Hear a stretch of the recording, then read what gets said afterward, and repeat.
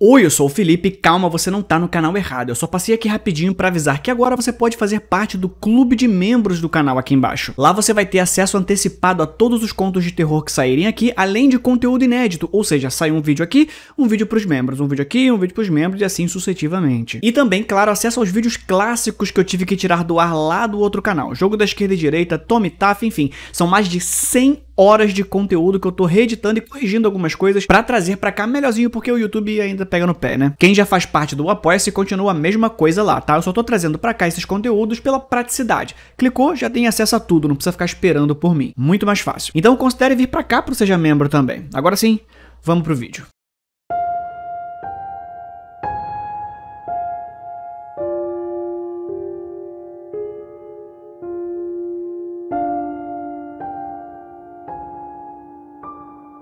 Que cara estranho, pensei, quando o Sr. Moreira entrou cambaleando pela primeira vez na minha sala de aula da sexta série.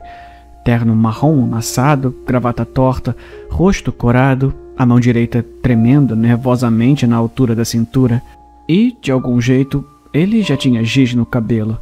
Ele gaguejou suas primeiras palavras para a turma e antes mesmo de terminar a frase de apresentação, eu já sabia que ele tinha se dado mal.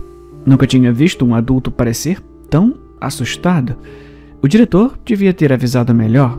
Éramos um bando de tubarões e sentimos o cheiro de sangue na água. As pegadinhas e piadas começaram pequenas. De certa forma, o Sr. Moreira estava pedindo por isso. Ele estava tão despreparado, tão completamente perdido, que era impossível não tirar sarro. Uma atividade exigia que o Sr. Moreira desenhasse um relógio no quadro. A turma contava junto enquanto ele desenhava os números no mostrador circular. 1, 2, 3, 4, cada vez mais alto à medida que os números avançavam. E, quando chegamos ao 12, continuamos. 13, todos gritaram em uníssono. O Sr. Moreira desenhou o número 13 no quadro com giz branco. A turma explodiu em gargalhadas, e o Sr. Moreira ficou vermelho de vergonha. Ele apagou o 13 timidamente, gaguejou algo incompreensível e sua mão trêmula deixou cair o apagador. Fez uma mancha de giz em formato de apagador nas suas calças. Nós rimos ainda mais. O Sr. Moreira pegou o apagador e começou a bater nas calças para tirar a mancha. O problema é que ele ainda estava segurando o apagador. A perna marrom da calça dele ficou toda branca. As crianças riam tanto que algumas caíram das cadeiras. Foi nesse momento que senti pena do Sr. Moreira pela primeira vez. Só que eu não conseguia parar de rir junto com os outros. Meus dois amigos, Carlos e Diego, eram os piores de todos. No começo, eles gostavam das clássicas. Taxinhas na cadeira do Sr. Moreira, virar todas as carteiras antes de ele entrar na sala, coisas assim. Mas suas pegadinhas logo evoluíram. Uma vez, o Sr. Moreira perguntou à turma qual era o resultado de 9 multiplicado por 5. Diego levantou a mão e mexeu os lábios, dizendo 45, mas não falou nada. Eu não consigo ouvir, disse o Sr. Moreira, caminhando mais perto. Diego mexeu os lábios de novo, parecendo confuso. Fala mais alto, por favor, disse o Sr. Moreira, a menos de 1 metro do rosto de Diego. 45! Diego gritou no rosto do Sr. Moreira. O Sr. Moreira deu um salto para trás e tropeçou em uma carteira, caindo no chão. A turma explodiu em risadas histéricas e foi aí que vimos uma pequena mancha de líquido na calça do Sr. Moreira, perto da virilha. O cara tinha se mijado. O Sr. Moreira se levantou rapidamente e saiu correndo da sala, mas não sem tropeçar mais uma vez. A classe estava em prantos de tanto rir. Todos menos eu. Eu não estava rindo dessa vez, mas também não o defendi. Não mandei ninguém calar a boca e deixar o coitado em paz. Eu simplesmente deixei acontecer. Naquela tarde, Diego, Carlos e eu fomos chamados ao escritório do diretor. Diego e Carlos eram uma dupla dinâmica das brincadeiras de mau gosto, mas como eu era amigo deles, acho que era culpado por associação. O Sr. Moreira estava sentado no canto, terno e gravata amassados, giz no cabelo, olhando para o chão. Eu senti o cheiro de urina no ar e Diego também. Ele fez questão de tapar o nariz exageradamente. A mão do Sr. Moreira tremia. O diretor nos deu um sermão de 10 minutos. Ele apontava o dedo no nosso peito e exigia que parássemos de atormentar o Sr. Moreira. Haveria graves consequências se não parássemos. O Sr. Moreira não disse nada. Diego lançou a ele um olhar de ódio o tempo todo. Eu não acredito que ele dedurou a gente. Diego sussurrou para mim ao sairmos do escritório do diretor. Havia veneno em sua voz. Diego e Carlos exigiram vingança. E muita. Eles rapidamente elaboraram a pegadinha das pegadinhas, a vingança suprema contra o Sr. Moreira por ter dedurado os alunos. Ele é um medroso, Diego zombou. Eu vou fazer ele se mijar tanto que vai se afogar nas próprias calças. Eu fui junto, sem querer. Na verdade, pensei que minha parte na pegadinha nem era tão importante assim. Me via como o motorista de fuga num assalto a banco. Eu não estava roubando o banco, não estava cometendo o crime. Claro, eu estava ajudando, mas não era grande coisa. Mas olhando para trás agora, eu era fraco demais para dizer não aos meus amigos. Eu deveria ter dito não. Mas quando Diego e Carlos explicaram o plano, eu apenas assenti e disse ok. A minha parte era fácil, e o Sr. Moreira talvez nem soubesse que eu estava lá. De algum jeito, isso fazia parecer que estava tudo bem. A pegadinha das pegadinhas aconteceu numa terça-feira à noite. Diego ligou para o Sr. Moreira e fingiu ser o pai dele, exigindo uma reunião entre pais e professor na casa dele. O Sr. Moreira deveria saber que era uma armadilha, mas concordou em ir até a casa para falar sobre o comportamento do Diego. Estava tudo armado. Os pais de Diego não estavam em casa naquela noite. Era só eu, Diego e Carlos. Eu estava no porão, ao lado da caixa de fusíveis. Carlos estava comigo, sem conseguir conter as risadinhas. Ouvi a campainha tocar e passos no andar de cima. A porta se abriu e 2 pessoas caminharam até a sala de estar. Diego e o Sr. Moreira estavam sentados no sofá. Esperei meu sinal, que veio 1 minuto depois. Um estrondo alto. Diego tinha derrubado o abajur sem querer. Eu desliguei a chave geral da casa. Tudo ficou às escuras e teve mais passos. Diego disse ao Sr. Moreira que iria checar a caixa de fusíveis. Voltaria em 1 segundo. A porta do porão rangeu ao se abrir e passos ecoaram na escada. Diego estava descendo as escadas. Uma figura escura apareceu ao nosso lado. Era Diego. Vai, Carlos! Diego sussurrou. Carlos derramou xarope de milho na frente da camisa de Diego e ele abafou a risada enquanto Carlos colocava uma máscara de palhaço de borracha sobre a cabeça e pegava a faca de açougueiro. Anda, vamos fazer isso logo, Carlos disse, ofegante sob o látex. Diego subiu primeiro, cambaleando, com Carlos a uns 5 metros atrás. Eu segui a contragosto, a uma curta distância com uma câmera Polaroid e vi tudo se desenrolar. Diego apareceu na porta do porão, segurando o peito e chorando por ajuda. O Sr. Moreira correu até ele. Ah, meu Deus! O Sr. Moreira gaguejou, tocando no xarope de milho na camisa de Diego. O palhaço assassino, então, surgiu com uma faca de açougueiro levantada. O Sr. Moreira gritou e agarrou a camisa de Diego pela gola. Ela rasgou e o Sr. Moreira caiu no chão. Ele se arrastou para trás, tremendo contra a parede, ainda segurando a gola rasgada. Eu o vi tremer na escuridão. Vai logo! Diego gritou. Tira uma foto dele! Eu levantei a câmera, mas não consegui. Carlos fez uns barulhos monstruosos e se aproximou do Sr. Moreira. Nosso professor substituto chorava baixinho. Meu Deus!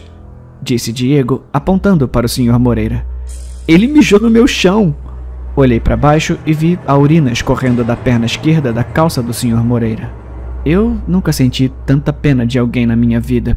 Parecia que estávamos torturando um filhote de cachorro machucado. Anda, tira foto! Diego insistiu. Eu não fiz isso. Apenas deixei a câmera cair no chão e ela se quebrou em 3 pedaços. Carlos tirou a máscara e jogou no colo do Sr. Moreira. A gente tá só brincando, Sr. Moreira, Carlos disse. É só uma pegadinha. O Sr. Moreira se apoiou na parede, se levantou e saiu cambaleando pela porta da frente, sem dizer uma palavra. No dia seguinte, o Sr. Moreira não apareceu na escola. Na verdade, ele nunca voltou. Nós esperávamos, todos os dias, que o diretor nos chamasse para prestar contas pela pegadinha, mas essa chamada nunca veio. Nossa turma recebeu um novo professor substituto e a vida na sexta série seguiu em frente. 3 semanas depois, um pacote chegou para nossa turma.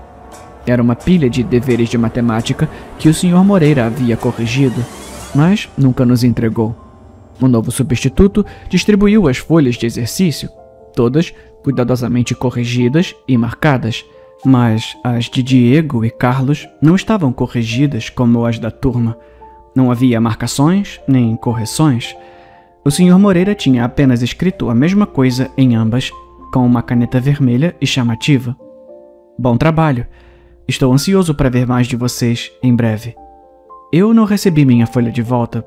Procurei rapidamente no meu fichário e a encontrei, sem completar. Nunca fiquei tão feliz por ter esquecido de fazer meu dever de casa. Ah, que palhaçada! Diego resmungou. Ele amassou o papel e o jogou no chão. Carlos fez o mesmo. Eu guardei minha folha incompleta de volta no fichário e me perguntei o que o Sr. Moreira estaria fazendo naquele momento. Talvez estivesse sentado, sozinho, com a mão tremendo nervosamente ao lado e lágrimas escorrendo pelo rosto. Ou talvez estivesse afiando um machado. Eu estremeci, mas a imagem não saiu da minha mente. Coloquei a cabeça sobre o fichário e fechei os olhos. Desculpa, Sr. Moreira. Eu sussurrei para ninguém. Eu sinto muito, muito mesmo. Por anos, esperei pela vingança do Sr. Moreira. Achei que ele pularia de algum canto escuro na rua, ou imaginei ele colocando aquela máscara de palhaço e aparecendo aos pés da minha cama, com aquele machado que ele afiava nos meus devaneios, a mão direita tremendo como sempre, mas depois apertando o cabo de madeira. Ele crava um machado fundo no meu peito. Provavelmente eu mereceria isso, pelo que fizemos a ele, mas ele nunca veio. Eu cresci, terminei o colégio e depois a faculdade, casei e consegui um bom emprego. Diego e Carlos não tiveram tanta sorte. Diego estourou os 2 joelhos no colégio, perdendo sua bolsa de estudos no futebol. Cocaína virou seu remédio e escape. Ele ainda entrou na faculdade, mas abandonou depois de um semestre. Diego voltou para casa e começou a vender drogas no porão dos pais, até vender para um policial disfarçado. Resistiu à prisão, fugiu de carro com a namorada e bateu o carro em um poste. A namorada dele foi arremessada pelo para-brisa e morreu na hora. Meu amigo de infância agora está preso e os médicos dizem que ele nunca mais vai andar. Carlos se formou na faculdade e ficou noivo logo depois. 2 meses depois, a sua esposa foi diagnosticada com esclerose múltipla. Com dívidas médicas, Carlos desviou dinheiro da empresa e foi imediatamente pego. Semanas depois, sua filha foi esmagada por um móvel em casa. Ela sobreviveu, mas ficou paralisada do pescoço para baixo. Carlos fez um seguro de vida enorme e se jogou de um prédio. Recentemente, recebi uma carta de Diego. Ele tem lido muito na prisão. Livros sobre feitiços e bruxaria. Ele está convencido de que o Sr. Moreira usou táticas sobrenaturais para se vingar dele e de Carlos. O Moreira amaldiçoou a gente. Diego escreveu. Ele saiu da minha casa naquela noite com um pedaço da minha camisa e a máscara do Carlos. Se alguém tem um objeto seu, pode usar bruxaria para lançar uma maldição. Isso explica por que você tá bem. A minha vida é uma merda e o Carlos tá morto. Pensa nisso. Eu pensei nisso e achei besteira. Uma semana depois, eu vi o Sr. Moreira em um bar, a quilômetros de distância numa estrada rural. Eu pelo menos achei que era ele. Ele estava afundado em uma cabine no canto, meio apagado, completamente bêbado. Ainda vestia aquele terno marrom surrado, mas parecia ter envelhecido uns 40 anos. A sua mão direita ainda tremia ansiosamente na mesa. Eu vi o homem se levantar e cambalear em direção à porta. Era o mesmo andar desajeitado de um professor substituto, nervoso de 20 anos atrás. Eu o segui para fora. Era uma noite com muito vento.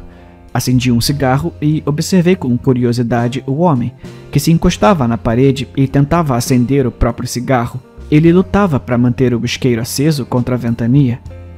A chama se apagava. Eu me aproximei e ofereci o meu isqueiro. Acendeu na hora.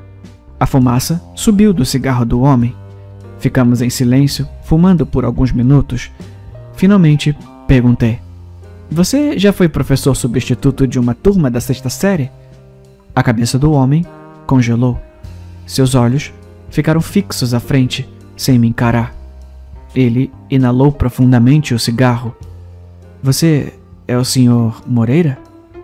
Perguntei devagar. Olhei nos olhos dele, mas o homem não olhou para mim. Não disse nada. Por um momento, duvidei que fosse ele. Olhei para longe. "Eu só queria dizer que eu sinto muito", eu disse. Caminhei uns 20 metros quando o homem me chamou. Obrigado pelo fogo." Sentei no meu carro no estacionamento, apenas observando o homem lá fora. Pensei no passado e nas coisas horríveis que fizemos ao Sr. Moreira. Pensei em Diego e Carlos e como suas vidas se tornaram um lixo. E então a carta de Diego apareceu na minha cabeça. Se alguém tem um objeto seu, pode usar bruxaria para lançar uma maldição. Eu bati os bolsos da calça, pensando sobre aquilo. Bati no bolso do meu moletom. Moreira nos amaldiçoou. Bati os bolsos da calça de novo e finalmente o senti. Não tinha sentido da Eu não tinha sentido da primeira vez. O isqueiro. Graças a Deus. Eu o tirei do bolso e estudei por um momento para ter certeza de que era meu e soltei o ar, devagar. Eu sorri para mim mesmo e balancei a cabeça. Eu estava sendo estúpido. Não existe esse negócio de maldições. Diego e Carlos foram vítimas de escolhas horríveis e azar. Bruxaria não existe.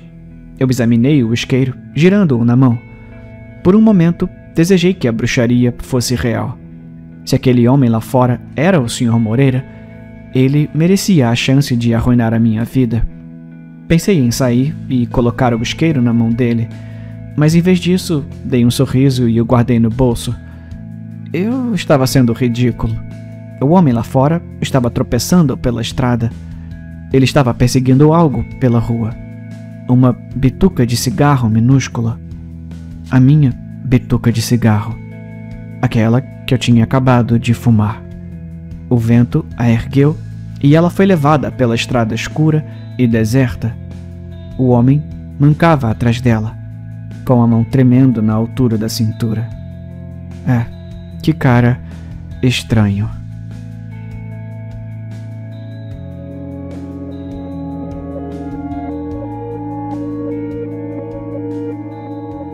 Eu trabalho num pequeno restaurante na beira da estrada, numa cidade qualquer que ninguém se importa. Eu não vou falar o nome do restaurante, é claro, por razões óbvias, mas sobre isso depois. Porque trabalho nesse lugar sujo e inútil, nessa estrada entre cidades inúteis? Bem, caro estranho, porque meus planos de vida não deram certo. Geralmente, se você é pego trabalhando em um restaurante depois da faculdade, especificamente um no meio do nada, isso pode significar que as coisas não estão indo muito bem.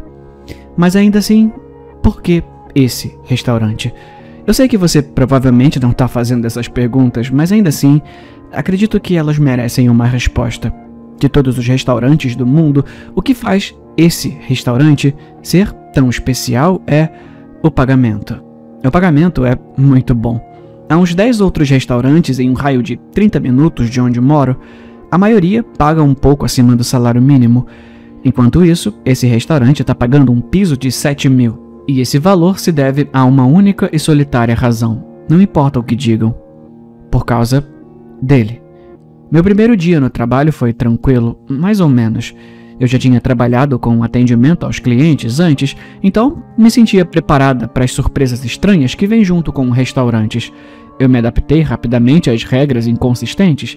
Regras não escritas, como algumas áreas do restaurante precisam estar impecáveis o tempo todo. Outras, a chefe não dá a mínima. Atenda aos clientes rápido, mas não rápido demais, idiota. Os clientes daqui não gostam quando você aparece muito depressa. Dê a eles algum tempo para sentir o chão sob seus pés, para olhar miseravelmente para frente e lamentar o que poderia ter sido. Coisas de restaurante. Eles estão aqui porque querem ficar sozinhos. Perdoe a contradição.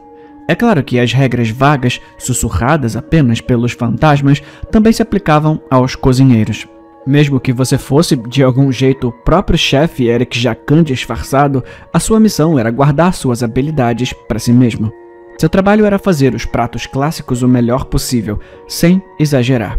Não péssimos, mas também não fantásticos. Simples o suficiente para ser realmente bom. É isso que os clientes querem. Com o passar das semanas, eu me adaptei bem. Quer mediocridade intencional e precisa? Veio a pessoa certa. A maioria dos clientes só queria café e um bolo, servidos a uma velocidade média, com uma cadência semi-previsível de visitas do garçom ou garçonete. Feito, feito e feito. Um dia, finalmente, decidi perguntar à minha chefe durante o expediente. Eu não queria estragar uma coisa boa, mas eu estava curiosa. Não era uma olhada no cavalo dado, mas um olhar cético, de lado. Por que vocês pagam tão bem? Ela nem olhou para mim, contando metodicamente as notas no caixa. Eu disse no seu primeiro dia, você precisa ser boa em seguir as regras. E quando é uma regra importante, você tem que ser perfeita. As expectativas aqui são altas. Eu fiz uma careta. Tá, certo. Expectativas altas. Você acha que eu tô brincando? Claro que não acho, eu só... Ai, por que eu abri a boca? Eu só acho que você tá tocando um negócio muito legal aqui. Mais legal do que você pode perceber. Ainda é trabalho, mas parece, não sei, justo? Ela olhou pra mim com severidade. Eu não comando esse lugar. E seguir as regras aqui significa que você cuida de você mesma. Desculpa, não entendi. Olha, eu sou a sua empregadora, claro, e vou pagar bem pra você estar aqui, mas saiba que há muito mais acontecendo aqui do que você e esse restaurante. Ela olhou para o relógio e suspirou. Eu geralmente guardo esse discurso pro final do mês, mas você já me pegou no meio dele, né? Então, resumindo, se você acha que não consegue seguir as instruções claramente, sem reclamar e sem fazer muitas perguntas, então é melhor só ir embora, tá? Pede demissão, sem ressentimentos. 1 semana de pagamento por conta da casa. A conversa morreu logo depois disso. Tentei encontrar uma oportunidade para perguntar mais, mas ela fechou o assunto. E sabe de uma coisa? Tudo bem. Se ela queria que eu apenas fizesse meu trabalho, eu podia fazer isso. E eu fiz. E as coisas foram bem. Conversa fiada com os clientes era divertida, meus colegas eram simpáticos e eu estava sendo bem paga. Eu tinha encontrado um lugar para deixar os fracassos da minha vida. Um lugar para recomeçar. Acho que era um sábado quando notei pela primeira vez uma mesa ocupada no canto do restaurante. Não faço ideia de quanto tempo ele estava ali, mas parecia paciente. Tive a estranha sensação de que ele estava esperando-o há bastante tempo, embora eu não me lembrasse de tê-lo visto entrar. Camisa de veludo marrom, cabelo curto, por volta dos 50 anos, um sorriso calmo, um cara normal. Comecei a me mover em direção a ele, saindo da cozinha. Imediatamente, senti uma mão apertar meu braço com força. Era Melanie, a minha chefe, segurando meu braço com tanta força que deixei cair o bloco de notas. Seus dedos apertavam a minha pele com força. Regras importantes. Ela disse, o quê? Você lembra da nossa conversa sobre regras? Bem, essa é a mais importante, entendeu? Ah, entendi. Aquele homem, ali no canto. Ela apontou para o homem que tinha chamado a minha atenção. Sentado ereto, mãos levemente entrelaçadas, sorriso tímido no rosto. Você não vai até ele. Não diz uma palavra. Mas ele é um cliente? Seu aperto se intensificou. Ela estava me machucando, como se estivesse descontando uma raiva invisível em mim. Olha, eu gostaria de pedir para você ser esperta o suficiente para não fazer perguntas e apenas seguir as instruções. Você não vai à mesa dele e você não vai pegar o pedido dele. Ou... Ai... Ela deu um suspiro forte, uma sacudida de cabeça e um olhar penetrante. É diferente a cada vez, mas o resultado nunca é bonito. Observei o homem à distância. Era difícil não olhar. Ela também. Ao contrário dos outros clientes, eu não sentia que ele estava ali para ficar sozinho, relembrar ou participar do ritual confortável de um ovo frito dentro de um pão sem sal. Em vez disso, parecia apenas curioso. Calmo, satisfeito, mas curioso. Meu turno terminou logo depois, então não consegui vê-lo sair, mas a experiência de vê-lo e aprender sobre a regra ligada a ele deixou uma sensação estranha e perturbadora em meu humor. Eu gostava do meu trabalho, gostava de chegar em casa e relaxar. Não me importava de estar no meio do nada. Era bom olhar para o céu vazio, cheio de estrelas, vê-las brilharem e ocasionalmente cruzarem o céu. Eu desejei que as coisas continuassem simples em minha vida. Comecei a perceber o seu padrão. Ele aparecia uma vez por mês. As poucas vezes que o vi, tentei fazer perguntas para minha chefe. Perguntas como: quem é ele? De onde ele vem? E alguém já falou com ele? Todas respondidas mecanicamente com: eu não sei e se você tá com medo, pode pedir demissão. Então, um dia, o destino deu uma virada. A minha chefe ficou muito doente. Nós tivemos que convencer ela a ir para casa no meio do turno.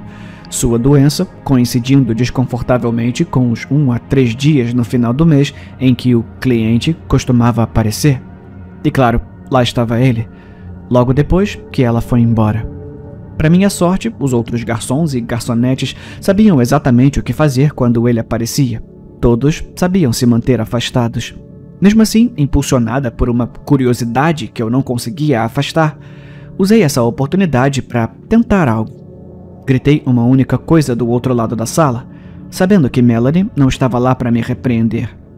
Olá, senhor. No que posso ajudar hoje? Perguntei. Ele virou a cabeça e levou a mão ao ouvido. Engraçadinho. Eu perguntei no que posso ajudar hoje.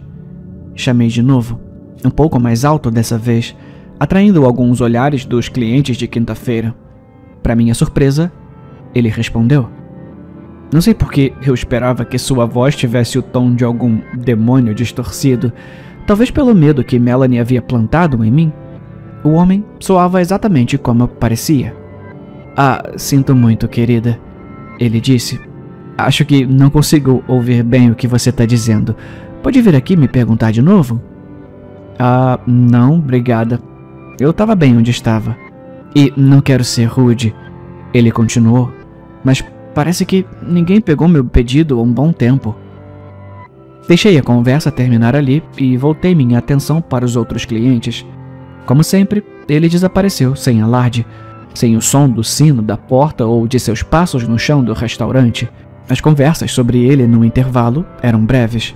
Só, ele tá aqui, ele foi embora, e quando precisávamos realmente dizer, isso tudo é muito esquisito. Demorou um pouco para eu entender de onde vinha minha coragem para falar com esse homem estranho. Na verdade, eu estava com medo. Sua presença e todas as perguntas sobre ele estavam perturbando o acordo maravilhoso que eu tinha. Parecia certo no momento ficar à beira da minha coragem e dizer algo para ele, mas agora que ele tinha ido embora, eu só me sentia pior. Na semana seguinte, fui convidada para algo interessante no trabalho. Geralmente eu tinha boa visibilidade sobre o que Melanie fazia diariamente. A única coisa que permanecia um mistério era sua reunião quinzenal com um sujeito elegantemente vestido, que parecia um agente federal, sei lá. A presença de policiais, agentes e pessoas uniformizadas era constante no restaurante, mas eu raramente prestava muita atenção. No meio de uma limpeza de mesas, apenas 1 hora de turno, Melanie passou e disse: Ei, eu quero você na reunião com o chefe, se puder. O chefe? Ah, claro, sim, eu tô indo. Só, se não se importa, eu posso perguntar quem é? Seus olhos me lembraram as regras não ditas. Perguntas são geralmente ruins. Obrigada pelo lembrete, chefe. Fomos até uma sala nos fundos e sentamos à mesa. Do outro lado, já sentado, estava um homem de terno impecável com um discreto fone de ouvido. O tal agente. A mesa estava cheia de notas, papéis e documentos desorganizados. Ele fez questão de me encarar, me analisando como um cervo diante dos faróis de um carro. sem se preocupar em como estava me deixando desconfortável. Então, ele se virou para Melanie. Há quanto tempo ela está aqui? Ele perguntou. 6 meses, ela disse. Você confia nela? Confio, sim. Ele ergueu as sobrancelhas como se dissesse, se você diz, e continuou. Certo, então, aparentemente vocês tiveram uma visita do Homem Errante na semana passada. Você... Ele disse apontando para Melanie. Você não estava, mas você... Agora, me olhando. Você estava. Me conte o que aconteceu. O Homem Errante? O agente percebeu a confusão nos meus olhos. Meu Deus, você não contou nada para ela, contou? Disse ele para Melanie. Senhor, eu sei que parece estranho, ela respondeu. Mas eu, pessoalmente, sinto que o homem é quase, não sei, atraído pela curiosidade. Talvez quanto menos eu diga para quem não está por dentro, melhor. O Homem Errante? Ele a interrompeu. É o nosso apelido para o sujeito que se senta no canto deste adorável restaurante. Ou melhor, do restaurante do estado. Desculpa, eu não entendi. Perguntei. Isso mesmo, do estado. Parabéns, senhorita. Você faz parte de uma operação governamental. O Homem Errante não é apenas um apelido bonitinho, mas a nossa definição legal desse pequeno problema complicado. É um fenômeno que descobrimos muitos anos atrás. Na época, ele apenas andava pelo deserto, conversando com estranhos desavisados, com perguntas bizarras. Tudo bem, um pouco estranho, claro, mas nada ilegal. No entanto, às vezes, coisas aconteciam por causa dele. Coisas bizarras. Coisas horríveis. Vi Melanie se contorcer, preocupada com a imagem que estava sendo pintada. Isso despertaria a minha curiosidade. Vocês já tentaram, sabe, prender ele? Tipo, quase quis parar a minha própria pergunta, mas ele continuou.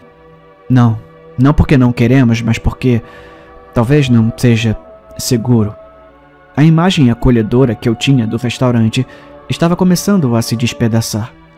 Acreditamos que ele seja um visitante, ele disse.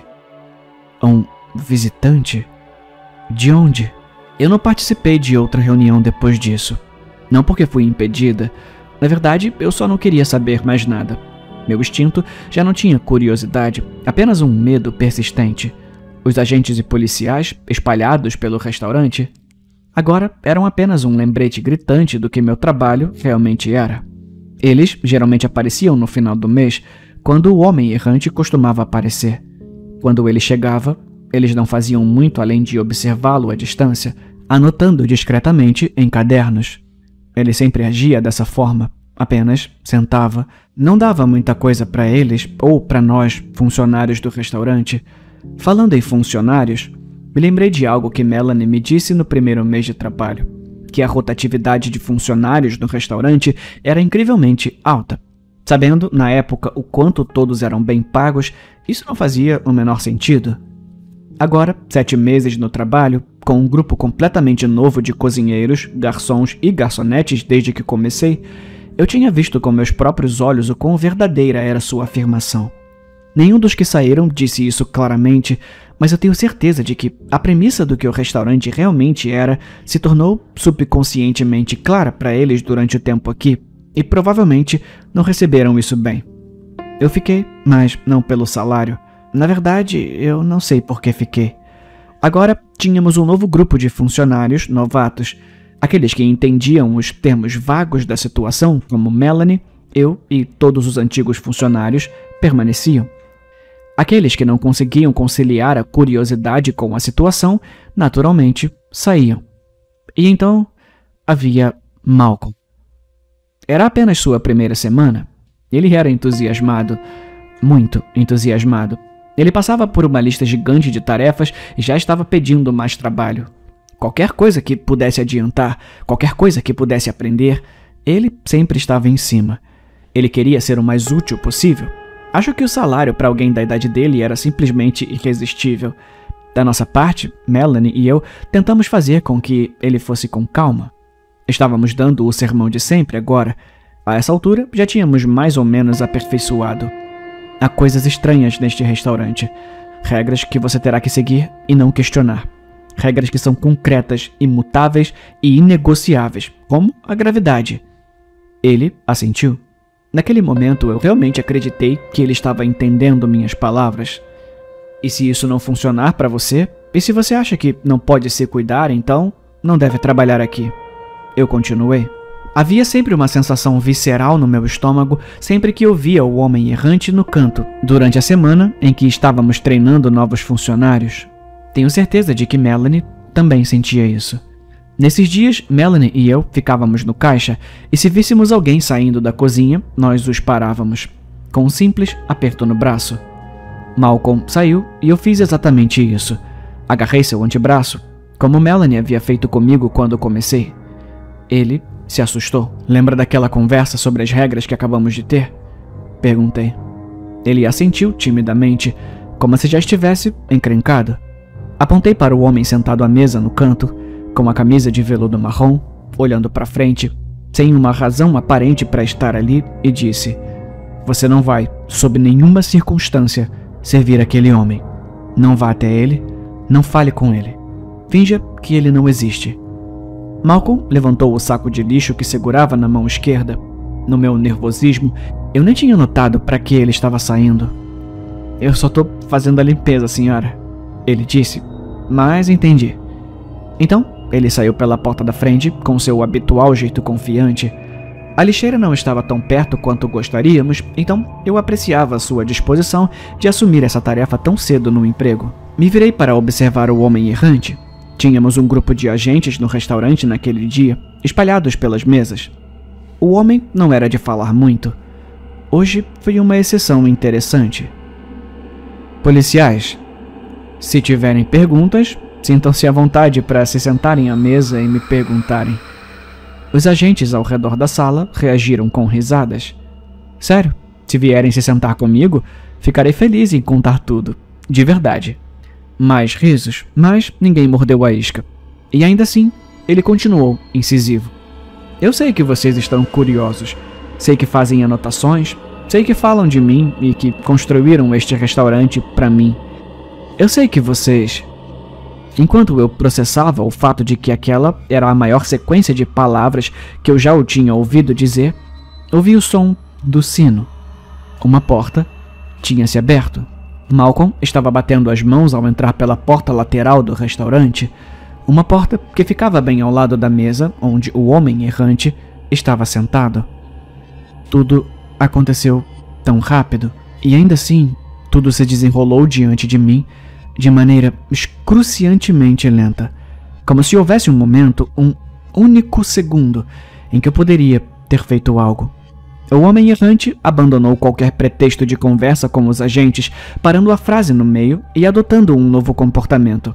Ele fez o papel de um homem triste e miserável, dizendo: 30 visitas, péssimo atendimento todas as vezes, em um tom patético, exatamente quando Malcolm passou. Malcolm, instintivamente, pegou um bloco de notas do bolso e virou a cabeça para o homem. "Desculpa, eu vou pegar seu pedido, chefe. O que você vai querer?" E então, Malcolm congelou no lugar, e a expressão do homem errante se alargou em um sorriso. Seu pescoço alternava entre se tensionar e relaxar, como se estivesse inegavelmente animado. O homem começou a se levantar da mesa, e então, de repente, os dois desapareceram. Malcolm e o homem errante sumiram completamente. A insanidade do momento foi interrompida pela linguagem codificada que ouvi ecoar no megafone, uma fala sem sentido dos agentes que foi gravada na minha memória para sempre. "Nível de alerta alfa. Alvo errante comprometeu um civil. Repito, civil comprometido." E foi isso. Melanie se demitiu nos dias seguintes. Ela não estava brava comigo. Ela me disse que sempre soube que sairia depois do 10º desaparecimento. Por que esse marco específico era necessário, eu não tenho ideia. Tudo o que pude fazer a partir daquele ponto foi continuar trabalhando. Nos meus trajetos de volta para casa ou durante as pausas para o almoço, eu olhava para as estrelas e desejava que Malcolm fosse trazido de volta, de onde quer que ele tenha sido levado. O interrogatório com os agentes não me trouxe consolo. A troca com eles foi simples e curta. Para onde ele foi levado? Respondida com: ele se foi agora. Com uma sensação constante de culpa na alma, eu só tinha o menor dos alívios, se é que isso pode ser chamado assim. Uma lição. A lição de que eu precisava ser ainda mais vigilante, ainda mais diligente, e nos dias em que o homem errante estivesse lá, ser a única pessoa servindo no restaurante, sem exceções. Sabia que os agentes não estavam felizes com isso. Nenhum deles me disse isso diretamente, mas eu percebia que aprendiam algo novo toda vez que ele levava alguém após um erro. Era um sistema estranho, darwiniano, que eles haviam criado. Nós éramos um zoológico, que eles usavam para aprender mais sobre um animal específico, uma entidade específica, um visitante. Sem chance. Eles teriam que apenas vê-lo sentado agora, ou esperar que ele fizesse algo diferente. Esperei o período de 3 dias no final do mês em que ele geralmente aparecia. As coisas estavam quietas até então, quando ele finalmente apareceu. Não era o que eu esperava. Pela primeira vez, vi o homem errante entrar pela porta da frente. No meio da noite, no final do meu turno, eu estava no caixa, paralisada, enquanto ele dava passo após passo, diminuindo a distância. E então, ele estava ali, parado na minha frente. E eu tinha certeza, a mais absoluta certeza, de que ia morrer. Ele sorriu. Não se preocupa. Eu tenho meu próprio conjunto de regras que sigo. Ele disse. Eu não disse uma palavra. Aquilo era terra de ninguém agora. Sei que você esteve curiosa ao meu respeito. Eu admirei isso desde o momento em que você falou comigo pela primeira vez. Curiosidade cautelosa é uma coisa ótima de se ver em alguém, especialmente em uma espécie tão imprudente. Por favor, apenas vá embora. Gostaria de responder a uma pergunta sobre por que estou aqui. Tenho certeza de que você gostaria de saber por que eu estou visitando, certo? Eu não estou mais curiosa. Eu juro que não estou. Ele riu. A resposta é realmente dolorosamente simples. Esse joguinho, essa charada que eu estou fazendo, é simplesmente tão incrivelmente divertido. Por favor, não me mate. Vocês realmente têm um planeta maravilhoso. Eu voltarei em breve, prometo. Me dá um mês, talvez 2 dessa vez. Um sorriso sincero e gentil, com olhos bondosos. Eu prometo que eu volto com um jogo novo. Demorei 1 minuto para perceber que havia uma caixa de bolo sobre o balcão ao meu lado. Talvez ela estivesse ali o tempo todo enquanto ele falava comigo. Talvez tenha se materializado logo depois que ele saiu. Abri a caixa e encontrei a cabeça decepada de Malcolm, com uma expressão vazia no rosto, deitada em uma cama de flores mal organizadas e confusas, como se houvesse a intenção de criar um arranjo floral, mas sem nenhum entendimento de como algo assim deveria ser.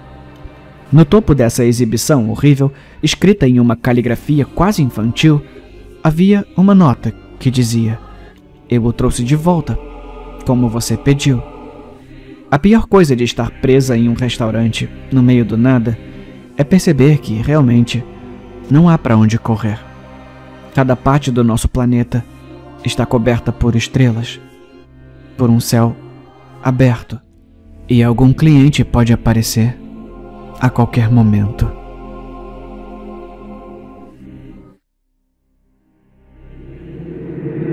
Eu dei um ultimato ao meu marido hoje.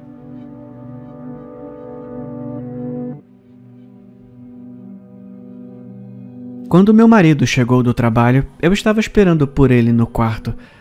"Ei, querida", ele disse enquanto passava pela porta. "O que é tudo isso?" Ele acenou para onde eu estava, sentada na ponta da cama, com um olhar confuso no rosto. "Vamos viajar?" ele perguntou um momento depois. Enquanto meu marido estava no trabalho, eu preparei um ultimato para ele. Ele tinha 2 escolhas, cada uma representada por uma mala que estava posicionada de cada lado de mim. "Talvez", eu respondi enigmaticamente. Tudo depende de qual mala você escolher. A sua, eu acenei, a minha mão esquerda indicando a mala com o monograma de suas iniciais. Ou a minha. Eu acenei com a minha mão direita, indicando a mala com o monograma de minhas iniciais. E por que eu tenho que escolher? Ele perguntou. Você tem que escolher porque cada uma dessas malas representa nosso casamento de uma maneira diferente. Expliquei. Se você escolher a sua mala, significa que você não me ama mais e não quer manter o casamento. Caso em que você deve pegar a mala e ir embora. Eu fiz uma pausa para deixar minhas palavras serem absorvidas antes de continuar. Mas, se você escolher a minha mala, significa que você me ama e fará qualquer coisa para salvar o nosso casamento. Eu esperei que ele respondesse. Você tá falando sério? Ele perguntou. Sim, eu tô falando sério. Eu dei a ele um olhar severo. Escolhe uma mala. Eu exigi. Tá bom, eu escolho a sua mala. Ele apontou. Agora você vai me dizer do que tudo isso realmente se trata? Eu me aproximei dele, dei-lhe um beijo e depois voltei para o final da cama. Claro que sim, querido. Abri o zíper da minha mala e mostrei a ele o corpo da sua amante, que estava dobrado dentro. Já que você escolheu ficar comigo, sorri. Eu vou precisar da sua ajuda para me livrar disso.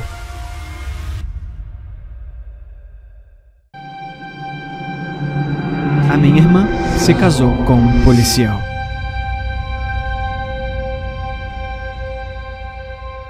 A minha irmã e eu sempre fomos próximas. Eu me orgulhava de poder contar qualquer coisa a ela. Então, quando ela se casou, logo depois da faculdade, eu tive que perguntar a ela: você não acha que isso está acontecendo um pouco rápido? Afinal, o cara era 9 anos mais velho que ela. Ah, ele é perfeito, ela disse. Eu não podia culpá-la.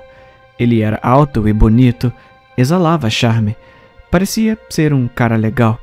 Ele foi policial por vários anos e ganhava um bom dinheiro trabalhando muitas horas extras. Se ele era bom o suficiente para minha irmã, eu confiava nela. Eu não pensava nada sobre isso. Até a nossa reunião anual de família no lago. Todo mês de julho, vamos para o interior por uma semana para nadar e pescar. Na praia, ela estava usando uma camisa de manga comprida e calças de moletom. Devia estar uns 38 graus. Ela não sentia vontade de entrar na água. A minha irmã amava nadar. Ela sempre amou. Eu sabia que ela estava escondendo algo. Quando a família se reuniu para o Natal, ela estava com um olho roxo. Um erro bobo, ela disse. Ela estava colocando algo pesado em uma prateleira de cima e escorregou. Ela estava apenas sendo desajeitada.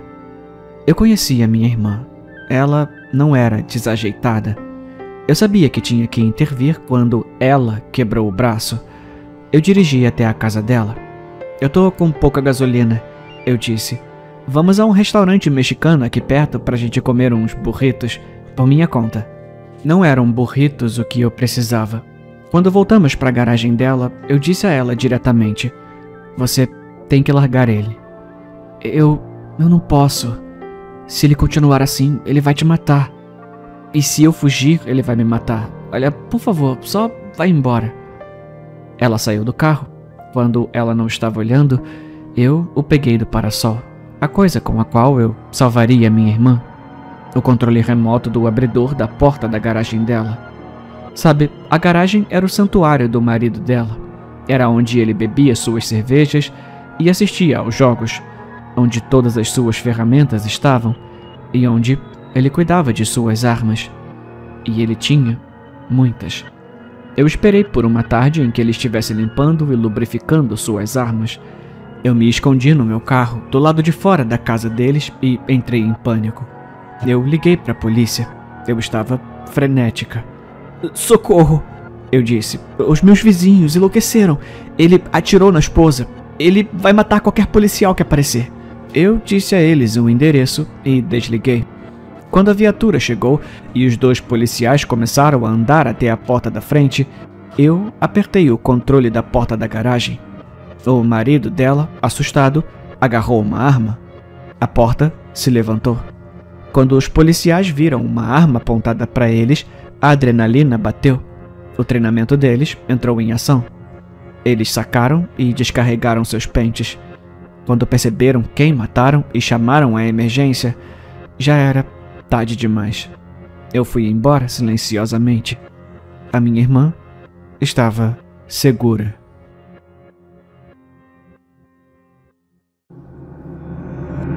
A minha esposa continua me implorando para ir lá fora.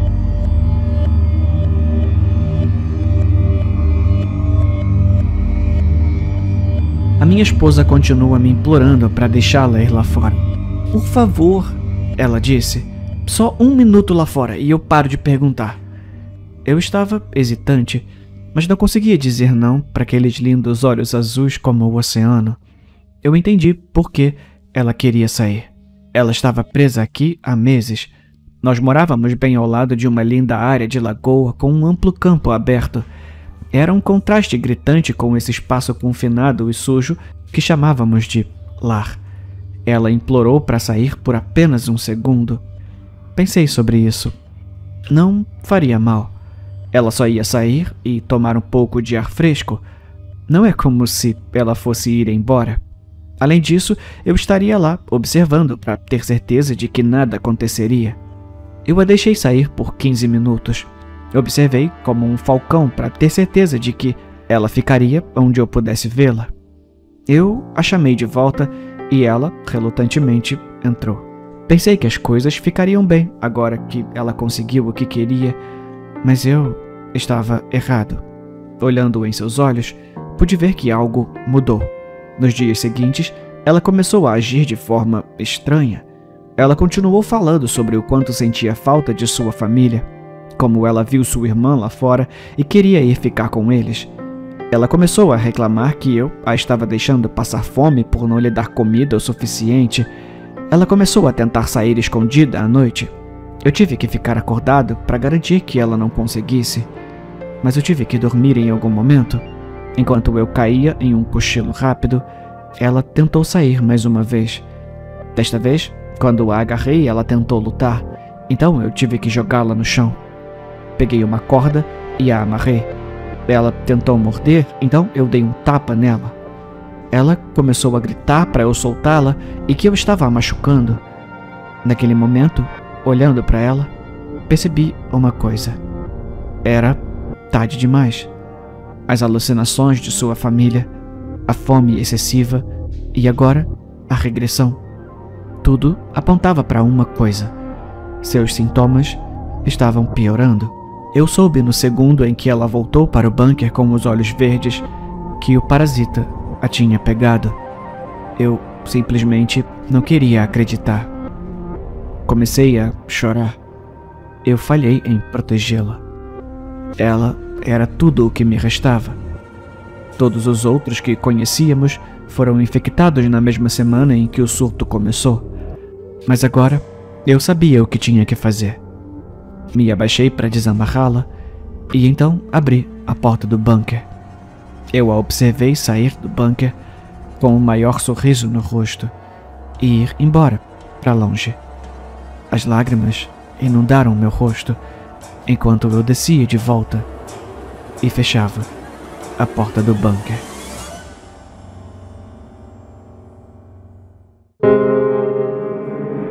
Eu estou tentando descobrir como uma mãe solteira teve seu cérebro transformado em lama.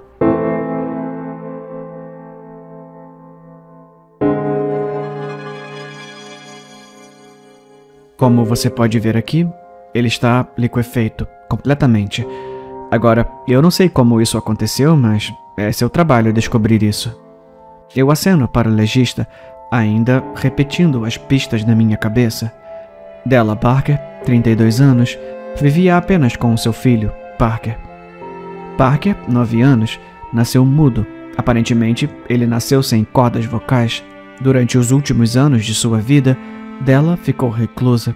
Seu filho seguiu o exemplo. Parker tentou ligar para a polícia por causa do colapso de sua mãe, mas não conseguiu falar ao telefone. A polícia rastreou a ligação telefônica até sua casa. Eles encontraram Parker com todos os dedos cortados, exceto os polegares. A julgar pelos ferimentos, a remoção dos dedos aconteceu alguns meses atrás. O cadáver de Della ainda tem manchas de cérebro vazando sob seu nariz, apesar das melhores tentativas do legista de remoção. Agora que terminei com o cadáver, é hora de falar com o garoto. A única coisa que posso perguntar a ele é sim ou não. Ridiculamente tedioso. A sua mãe estava com alguém antes de morrer? Ele balança a cabeça. Você acha que sabe o que a fez desmaiar? Ele concorda. Droga, agora temos que descobrir como podemos fazê-lo dizer. Ela ouviu isso. Uma voz ecoa na minha cabeça. Ela queria ouvir a minha voz mental. Eu tô confuso. Eu penso. Ele está em silêncio. Acho que ele não consegue ler meus pensamentos. Eu tô confuso. Eu digo. Ele começa a explicar. A mamãe disse que queria ouvir a minha voz mental. Ela cortou meus dedos para que eu não pudesse escrever. Essa é a única maneira de te contar as coisas. Ele está me contando mais sobre como sua mãe teve um ataque no chão. É difícil me concentrar no que ele está dizendo. A maneira como sua voz soa em minha mente. Eu espero não ter causado isso. Eu não quero ser a razão pela qual ela se foi. É tão bom como leite e mel. Deve ser assim que os viciados se sentem quando recebem sua primeira dose. Eu sei que você é diferente. Sei que a minha voz mental não pode machucar as pessoas. Não que seja como drogas. É melhor do que isso. Como se minha mente estivesse sendo massageada por ondas sonoras psionicas. Isso é informação suficiente? A sua voz mental cessa. Por que diabos ele parou? Você poderia continuar? Sinto algo mole escorregar das minhas narinas. Ele olha fixamente, horrorizado. Para mim? Por que ele não tá usando a sua voz mental? Eu pego a minha arma do podre, coloco-a sobre a mesa. Não sei como usá-la, mas sei que ela faz buracos nas pessoas. Essa coisa pode machucar você se você não falar. Eu balbucio. Eu descanso a minha cabeça, com sentimentos estranhos, enquanto ele tagarela em pânico comigo. Eu sinto muito. Eu pensei que você seria diferente. Desculpa. Eu me pergunto o que as palavras que ele diz significam. Tanto faz a sua voz mental. A cabeça parece tão boa. Continue falando. Criança. Continue. Della Parker ginásio vi fosse một cái nét lại Ivan một sao nhẹ mà nhớ soi sang ele já vi vào ginásio nos cursos de mas eu ignoramos de escola onde já acontecido para pagar e não fez para lá foi de só acontecido para já com certeza e não fez você não Nicholas, o teu pai tá no OnlyFans. Tom me mandou pelo Discord. Que maneira de descobrir. É claro que, a princípio, eu revirei os olhos. Parecia só mais uma piada infantil de um amigo. Algo que talvez me divertisse quando éramos mais novos. Eu não teria levado a sério meu amigo se não fosse pelo link que recebi logo em seguida.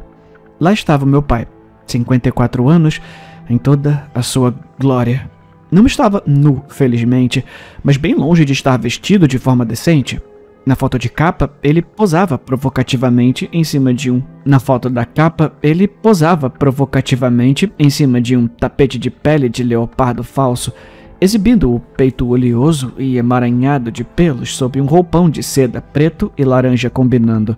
Não era exatamente uma pose apropriada para o seu trabalho, e mesmo com os Ray-Bans falsificados cobrindo os olhos, eu o reconheci. Aquele sorriso bobo que um dia achei tão encantador, agora me parecia ameaçador. Era como se a imagem estivesse me ferindo. Que droga é essa? Perguntei a Tom. Ele respondeu: eu sabia que o seu Pedro estava na pior desde que a sua mãe o deixou, mas, poxa, cara, isso é pesado. Eu sempre quis ver o corpão do papai Pedro, disse meu outro amigo, Simon. Cala a boca, respondi. O que eu faço? Confronto ele? Você deve assinar. Simon sugeriu. Vai se ferrar, eu disse. Ele tem razão, Nicholas, disse Tom. Você precisa ver o que tem lá. Ah, não preciso, não mesmo, eu respondi. Tá bom, então a gente faz isso. Simon respondeu. A gente? Tom perguntou. Tom, eu vou precisar do seu apoio emocional e de uma garrafa de água sanitária depois de passar por todas essas fotos e vídeos. Vamos nos revezar. Eu vejo um post e depois você vê outro, sugeriu Simon. O seu Pedro tem milhares de nudes. A conta dele é de 2020. Que tal você olhar a primeira foto, nos contar o estrago e eu assino se precisar dividir o fardo? Tom sugeriu. Eu já vi, respondeu Simon. É um pouco estranho. Como assim? Você assinou sem me avisar? Perguntei, me sentindo medo. Desculpa, Nicholas, Simon disse. A curiosidade me venceu, mas relaxa, eu não vi o equipamento do seu pai. Meu Deus, respondi. Por favor, nunca mais diz essas palavras de novo. E não me manda foto, por favor, tá? Só descreve. Olha, foi pior do que um nude, disse o meu amigo. O seu pai tava... Ele tava lambendo o que parecia ser um braço de cera e usava um crachá na lapela com a inscrição Senhor Morfifilia. Eu pesquisei essa palavra e, bom, parece que o seu Pedro tem fetiche por pessoas deformadas, sei lá, alguma coisa assim. Ah, nem é tão ruim assim, Tom respondeu. Eu esperava coisa pior. Sem ofensa, Nicholas, mas já era meio óbvio que o seu pai curte umas paradas esquisitas. Não à toa ele criou essa conta, né? A página do seu Pedro é insana, disse Simon. Os fãs dele são descontrolados, Nicholas. Comentam umas coisas muito bizarras. Quer dizer, parabéns pra ele, né? Tem uma base de fãs dedicada. Mas acho que ele devia reforçar a segurança, porque esses assinantes parecem, sei lá, perigosamente obcecados. Quer que eu mande uns prints? Eu não respondi. Fechei o laptop, me enrolei no edredom e torci para acordar horas depois e descobri que tudo era um pesadelo. Ou que meus amigos estavam me pregando uma peça, talvez com imagens criadas por IA. Mesmo assim, eu os conhecia e sabia que nem no nível de brincadeiras de Simon e Tom eles iriam tão longe. Acordei por volta das 5 da manhã, depois de dormir apenas 3 horas. Quando abri o laptop, vi que meus amigos continuavam conversando. Seguiam com a sua pesquisa. Eu assinei, disse Tom. Caramba, é uma foto pior que a outra. Eu sei, respondeu Simon. Você já viu? Eu achei que íamos nos revezar. Sabe, olhar posts alternados para salvar a nossa sanidade. Tom enviou. Sim, disse Simon. Tá bom, eu entendo, respondeu Tom. Eu sinto mesmo. Nicholas, eu odeio admitir, mas isso é genuinamente bonito. Simon, você viu o vídeo que o Pedro postou semana passada? É de outro nível. Sim, disse Simon. Eu acho que reconheço aquela garota, disse Tom. Ela estava na minha turma da faculdade. Sem spoilers, disse Simon. Vamos esperar o Nicholas acordar. Tá bom, sem spoiler, concordou Tom. Meu Deus, fazia tempo que eu não me sentia assim. Você também? Claro, respondeu Simon. Houve um intervalo de 1 hora sem mensagens. Eu esperava que tivessem mudado de assunto depois daquela enxurrada inicial de opiniões inquietantes sobre o conteúdo do OnlyFans do meu pai. Eu esperava que dissessem algo para me lembrar que era mais uma piada dos meus amigos, mas não disseram. E não era. Não era uma piada de mau gosto. Eu conhecia Tom e Simon, e isso não era deles. A conversa recomeçou por volta das 4 da manhã. Começou com um clipe curto que Tom enviou. E eu preferia não ter assistido. O vídeo começou com uma imagem trêmula da mesa do meu amigo. Olá, Nicholas, ele disse, rindo baixinho atrás da câmera. Na tela do monitor de Tom, vislumbrei por um instante a página do meu pai. Aquela espiada me fez sentir uma pontada de agonia. A mesma sensação que tive ao ver a foto de capa, mas o dobro de dolorosa. Mesmo através da câmera do celular, uma imagem de uma imagem. Dada a transformação dos meus amigos, eu temo imaginar o que ver diretamente as postagens do meu pai teria feito à minha mente. Eu não quero nem saber. Mas estava claro que Tom e Simon tinham visto algo que alterou fundamentalmente suas almas. Aquele vislumbre da tela do computador, felizmente embaçado demais para distinguir, me queimou mais do que os olhos. Queimou da cabeça aos pés. Parando pouco antes de consumir mais do que minha forma física, eu gritei, sentindo uma força sem limites tentando separar a minha mente do meu corpo. Eu não sabia o que estava acontecendo comigo, mas sabia que era a mesma coisa, em menor escala, que havia acontecido aos meus amigos. Talvez meu pai tivesse encontrado a combinação perfeita de pixels para hipnotizar as pessoas e fazê-las gastar dinheiro. Talvez ele tivesse sido consumido por algo além da explicação terrena. Eu ainda não tenho resposta. Eu quero que você entenda, Nicholas, continuou Tom, movendo uma faca de cozinha para frente da câmera. Quero que veja que seu pai fez algo lindo e eu vou fazer parte disso. Eu tremi ao perceber o que estava para acontecer. Meu amigo colocou a câmera sobre a mesa, garantindo que ele ficasse no enquadramento. Não houve teatros, nem pausa, nem discurso grandioso. Ele parecia apressado. E isso tornava tudo ainda mais horrível. Tom não soltou um gemido enquanto cerrava o próprio braço direito, um som que nem meu grito agudo conseguiu abafar. Sua expressão calma, enquanto suportava tamanha dor, quase me fez duvidar da veracidade do vídeo, mas seu rosto estava em quadro, e isso me mostrou que era real. Não havia como fingir aquele sorriso horrendo, acompanhado pelos olhos cheios de lágrimas de alegria. Aquele não era o meu amigo. Com o terrível som de vísceras e o estalo de ossos, o antebraço do meu amigo se soltou. Saiu como carne desfiada, logo abaixo do cotovelo. Tom soltou um rugido triunfante quando sua lâmina atingiu a madeira encharcada de sangue abaixo. Então, deixou o instrumento de corte cair na poça que se formava. Meu amigo tremia, não de agonia, mas de um prazer primitivo, enquanto levantava um membro decepado com a mão que lhe restava. Ergueu o braço ensanguentado na direção da câmera. O vídeo terminou ali. Meu rosto estava molhado de lágrimas e catarro, e eu mal conseguia respirar entre os soluços, a garganta rouca de tanto gritar. Foi por isso que, quando vi que Simon havia apagado uma mensagem no Discord, senti um alívio. Não sei o que ele mandou, mas se fosse algo como o vídeo de Tom, eu não queria ver. No entanto, as últimas 3 mensagens fizeram meus dentes rangerem. O Nicholas não tá pronto pro meu. Simon mandou. Não, respondeu Tom. Não, ele não tá. Mas ele sentiu por um momento. Ele sentiu o que sentimos. E sentiu de graça, Simon. De graça. Que presente. Você acha que o papai quer que ele veja? Eu acho que o papai quer que todos nós vejamos, disse meu outro amigo.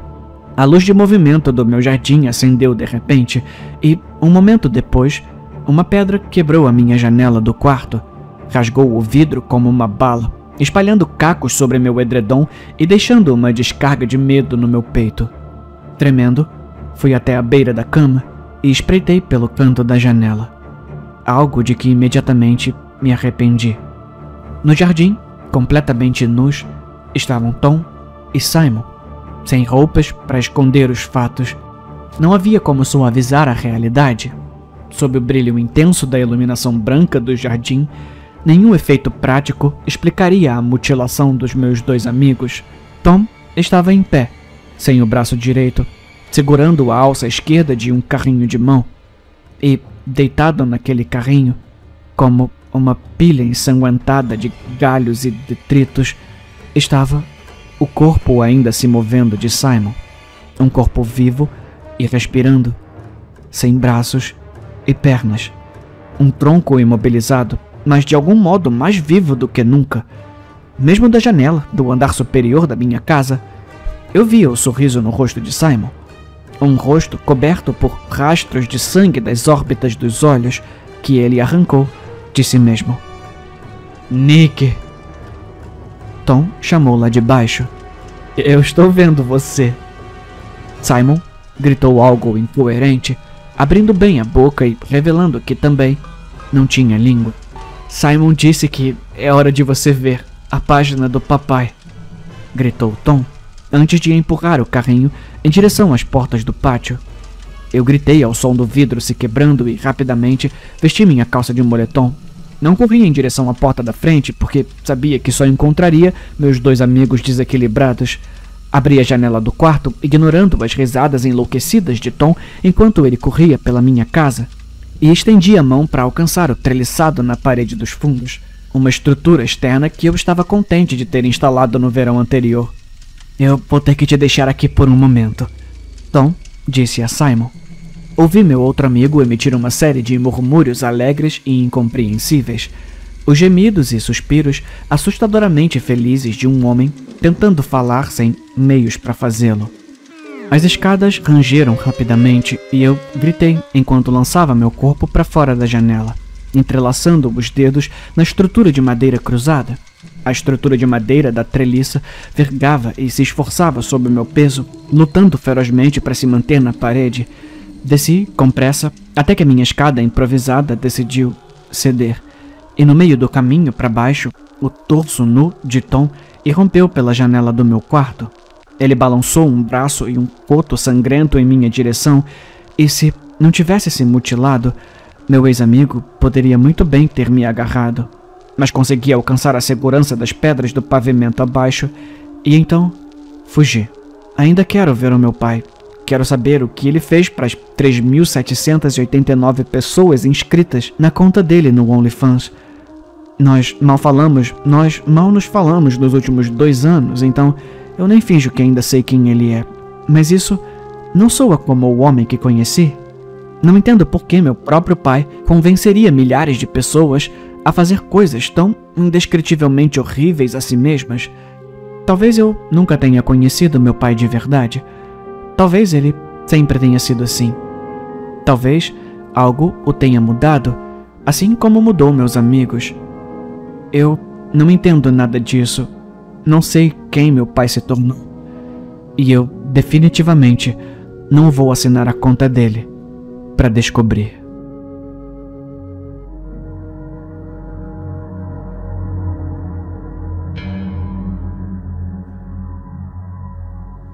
Eu não entendia o que Fred sacudia na minha cara ou por que ele estava tão animado.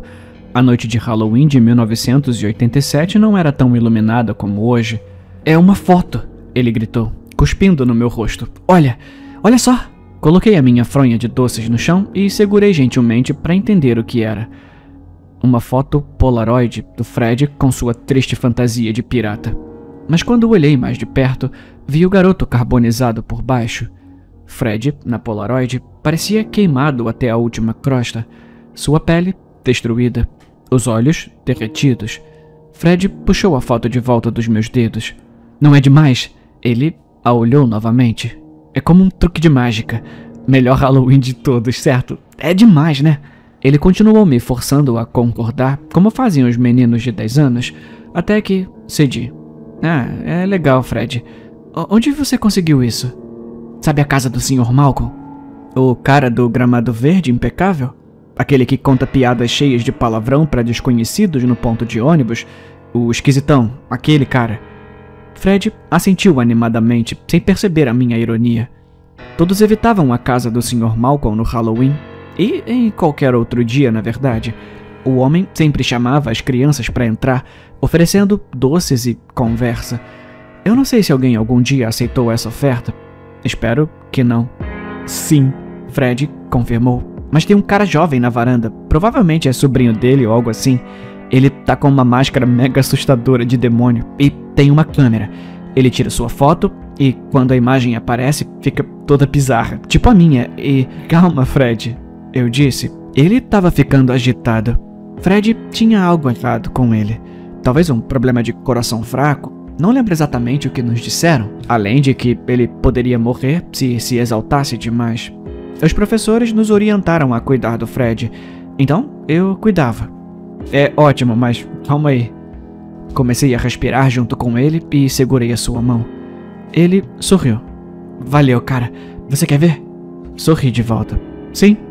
A foto tinha me deixado perturbado, mas também intrigado. Eu não queria ser o único garoto a perder algo legal. Pela fila que dobrava a calçada, parecia que isso iria acontecer. Devia haver uns 50 garotos esperando pela foto. As fotos Polaroid não são rápidas. A imagem demora pelo menos 10 minutos para aparecer. O homem na varanda usava uma máscara fina com chifres que realmente pareciam sair de sua testa. A parte da boca exibia dentes pontiagudos. Ele colocava a foto recém-tirada cuidadosamente em um suporte de sapatos ao lado. Não se sacodem fotos Polaroid como nos filmes. Você apenas espera. E foi o que fizemos. Ele podia muito bem entregar os retângulos brancos para as crianças ansiosas antes da imagem aparecer, mas não fazia isso. Em vez disso, após tirar a foto de cada travessureiro, ele se sentava de pernas cruzadas no degrau de concreto do Sr. Malcolm e encarava a criança. Algumas tentavam conversar com ele. Ele não respondia. Outras esperavam em silêncio, enfrentando o olhar do estranho com admiráveis coragem e desafio. Um menino começou a chorar. Os pais o levaram embora antes que pudesse pegar a foto. Pensei em como eu era sortudo de meus pais me deixarem sair sozinho pro Halloween. Eu iria pegar a minha foto. Eu aguentaria o constrangimento do olhar adulto. O tempo passou. Estava ficando tarde. Algumas crianças desistiram e saíram da fila para minha alegria. Fred bocejou e disse que precisava ir. Agradeci por me contar sobre o homem da Polaroid. Provavelmente eu não teria descido a rua Ferry de outra forma. O Sr. Malcolm me assustava demais. Com sorte, vi algumas amigas da escola, quase que reveladas pelas saídas dos outros. May DeFranco e Vicky Rand. Elas já tinham suas fotos, mas ficaram porque a irmã mais nova de May queria uma também. Posso ver? Perguntei, apontando para as fotos. Elas eram grotescas e eu mal conseguia olhar. O corpo de May parecia aberto, a carne saindo das entranhas e se espalhando sobre pedaços de ossos e músculos partidos. Somente o vestido cor-de-rosa de princesa que ela usava identificava como o cadáver da foto. A de Vicky era muito pior. Seu corpo morto tinha sido amarrado pelos pulsos e tornozelos. Seu rosto pálido parecia chocado com a mutilação. A parte superior do corpo havia sido separada da inferior e havia mais corpos torturados ao redor dela em um campo escuro. Demais, né? Vicky disse. Parece o Fred Krueger ou algo assim. Você nunca viu Fred Krueger? May disse. Eu também nunca tinha visto A Hora do Pesadelo. Eu nunca vi, na verdade. Na época, presumi que o conteúdo das fotos era o que se via normalmente em filmes de terror. Eu não estava pronto para isso, mas não deixaria meu desconforto transparecer. Depois que a irmã de May pegou a foto, mais crianças resolveram não arriscar a fúria de pais preocupados. Elas foram embora e após um último garoto pegar sua foto, chegou a minha vez às 11h42. Meus pais provavelmente já estavam furiosos desde as 8. Então imaginei, errado, que não estaria em mais apuros por continuar fora tão depois do horário de voltar para casa. Mesmo assim, hesitei, especialmente ao perceber que não havia mais crianças. Eu seria o último e estava sozinho com o homem de máscara de demônio. Não sorria. Ele rosnou. Rapidamente, ajustei meu rosto para obedecer. Ele tirou a foto e sentou no degrau. Esperamos. As últimas folhas nas árvores sussurravam um aviso no vento. Mortas, elas deslizaram a rua Ferry abaixo. Mal conseguia respirar enquanto ele me encarava. Não havia olhos visíveis nas cavidades de sua máscara, apenas vazios oleosos, um truque infeliz da lâmpada fraca da varanda. Tinha que ser isso. O sentimento no meu estômago pedia uma fuga rápida. Eu acho que preciso ir, eu disse a ele. Sua mão agarrou meu pulso com força. Eu me contorci. Tá tudo bem, eu posso pegar a foto amanhã. Ele não soltou. Seu rosto, aquela máscara, chegou perto do meu. Ele estava perfeitamente silencioso, nenhuma respiração enquanto me obrigava a ficar ali. Por favor, eu implorei. Eu quero ir para casa. No espaço de meio centímetro entre nossos narizes, ele deslizou a Polaroid que estava se revelando. De tão perto, eu mal podia ver algo. Então, a máscara do demônio apareceu na foto. Depois, ou o que eu me tornaria. A Polaroid nos mostrava juntos, as mãos dele ao redor do meu pescoço, meu rosto vazio de vida. Eu gritei e me sacudi. Ele largou e caí na calçada. Ele se levantou e jogou a foto com precisão. Ela pousou ao meu lado na grama, mas detalhes do horror foram revelados. Um rastro de sangue ensopava meu cabelo e manchava a frente da minha fantasia como um babador sangrento. O homem de máscara de demônio tinha feito mais do que me estrangular, de acordo com a imagem. Eu me afastei, engatinhando de costas. Ele não se moveu porque podia me alcançar quando quisesse. O primeiro passo dele derrubou a câmera do degrau. Ela caiu e uma peça se soltou com um impacto. Ele não parecia se importar. Por favor, eu implorei. Não lembro os detalhes de como eu consegui me levantar e correr pelo meio da rua Ferry. Só lembro que a perseguição foi breve, pois cometi um erro e fiquei encurralado no estacionamento da loja de variedades. A loja estava fechada há horas. Não haveria ajuda ali. As ruas estavam vazias. A maioria das pessoas estava dormindo. Como sabia disso, ou pensava nisso em um momento tão terrível, era uma questão de pura sorte. Encostei-me em uma pilha de folhas com teias de aranha falsas que tinham voado de alguma casa. Preso, levantei os braços em defesa e vi as horas do meu relógio digital. 12 minutos para meia-noite. Os dedos dele acariciaram os lados do meu pescoço. Fechei os olhos e comecei a tremer incontrolavelmente. A dor viria em seguida. Muita dor, a foto prometia. E a morte. Não! Eu tentei gritar, mas soou como um gemido. O Halloween acabou, já terminou. Você não pode. Eu não sabia o que estava dizendo ou porquê, mas os dedos recuaram. E ele deu passos silenciosos para trás sobre o asfalto rachado. Quando chegou à calçada, ele falou: então, até o ano que vem. Como se tivesse sido uma brincadeira o tempo todo, ele se afastou casualmente. Demorei muito para ir na direção oposta. Eventualmente, consegui correr devagar, percorrendo os quarteirões até chegar em casa, onde minha mãe me esperava na janela da frente, preocupada e zangada. A punição ficou a cargo do meu pai. Quando ele voltou de me procurar, contei a ele sobre a foto e o homem de máscara. Ele ouviu tudo com calma antes de pegar seu taco de beisebol e ligar para os irmãos. Juntos, eles foram até a casa do Sr. Malcolm e encontraram a porta dos fundos arrombada. O velho havia morrido em sua cadeira, completamente nu. Meu pai me contou esse detalhe alguns anos depois. A polícia foi chamada, mas nada saiu da investigação que pudesse ter sido feita. Meus pais não tinham e continuam não tendo fé na polícia da cidade. Por isso, naquela noite, ele chamou os irmãos e pegou o taco. Claro que havia provas do homem de máscara de demônio. Muitas crianças tinham tirado suas fotos. Nenhum adulto ou policial que eu saiba perguntou nada sobre isso. A minha foi deixada no gramado do Sr. Malcolm, mas Fred, May e Vicky disseram que ainda tinham as suas em casa. A de Fred, no entanto, provavelmente queimou num incêndio no Natal seguinte. O pai dele cometeu o erro de usar um aquecedor portátil na garagem. Todos eles, incluindo Fred, morreram no dia antes da véspera de Natal. Eu me recusei a sair para a brincadeira de doces ou travessuras no ano seguinte e em todos os outros anos depois disso. Meus pais entenderam e não insistiram. Depois de alguns anos, fui deixando de ter idade para participar dessa tradição, mas ainda assim, nunca arriscaria sair para dar uma volta na noite de Halloween. Então, até o ano que vem. E se não, no próximo. Talvez no próximo ou no próximo depois desse. Ele espera. Eu sei porque cada foto se tornou realidade.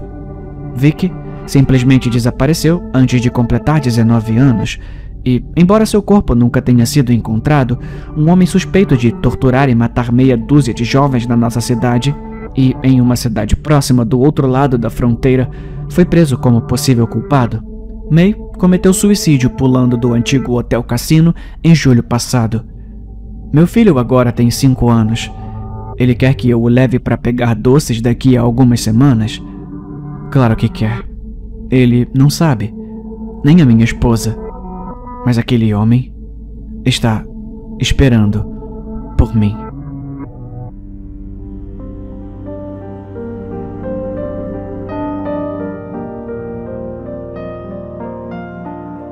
A minha mãe me ligou alguns dias atrás.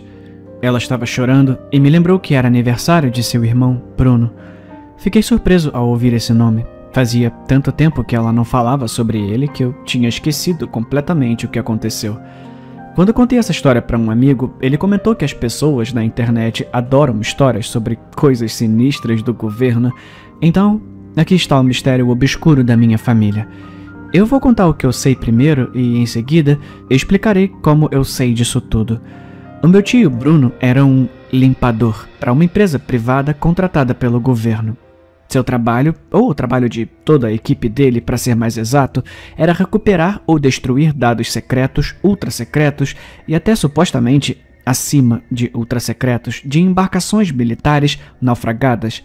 Isso incluía desde documentos, unidades de armazenamento, cargas, armamentos, crachás ou cartões de identificação e até corpos. Ele também apagava marcas de identificação nos navios, removia indicações de origem nacional e resgatava partes valiosas das embarcações. Suas tarefas não se limitavam a isso, mas essas são as mais interessantes e relevantes. Bruno realizou mergulhos em grande profundidade entre 1969 e 1971 e depois de 1980 a 1981.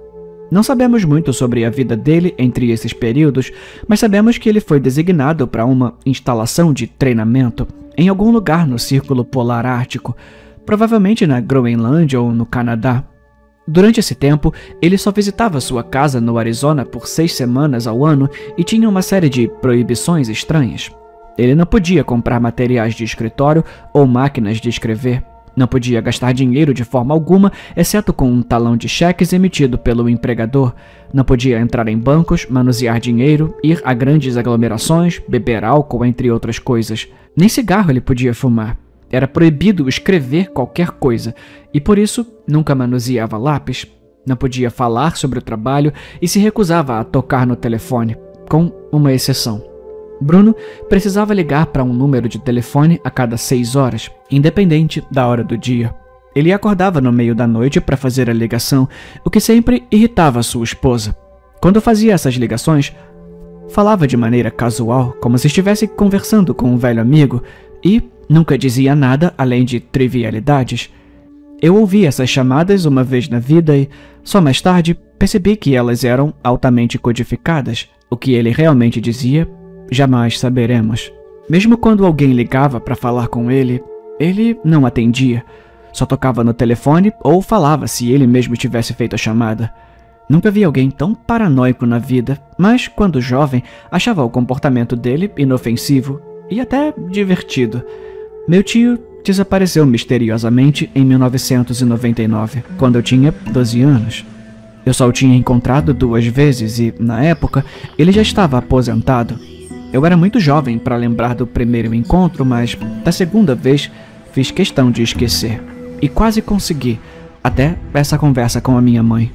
Quando o visitamos por uma semana em Phoenix, ele estava sombrio o tempo todo. Era um homem singularmente antipático e parecia alheio a tudo, perdido em seus próprios pensamentos. Ele era a pessoa mais pensativa e reservada que já conheci, como se tivesse se retirado completamente deste planeta e só restasse um corpo funcionando.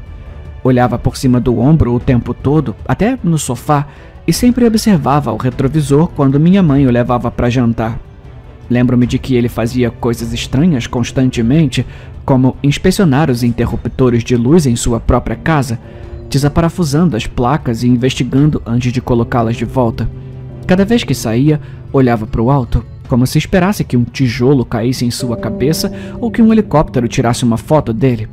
Ele só falava em frases curtas e entrecortadas, cuidadoso para não revelar nada que pudesse colocá-lo em apuros.